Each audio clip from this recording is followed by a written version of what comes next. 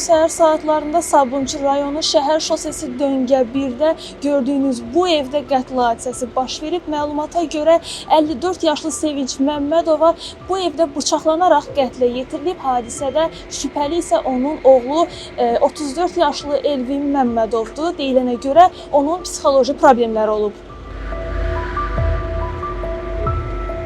Gecə saat 2-3 radələrində idi. Uşaq ruhi xəstə idi. Səhər tezdən polislər, maşınları səsə çıxmışam.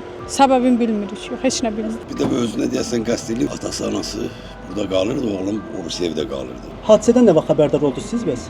Elə hamı kimidir, yəni ki, polis gəlib, müqalqazat, bütün məhəllə hamı qalxdılar, qonşular zadlarda. Sakit idi, yaxşı idi, rahat idi, danışırdı, bizlə də qonşu kimi salamlaşırdı. Səhər-səhər gəlib, prokuror işçilər də gəlmişdi.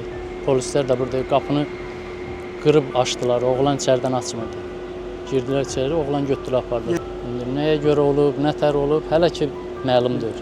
Qeyd edək ki, qətlə yetirilən qadın 2021-ci ildə İstanbulda vəfat edən Nida Vətəndaş Hərəkatının üzvü Bayram Məmmədovun anasıdır. Nigar Rəcəbova, Ziya Allahyarov, APA TV.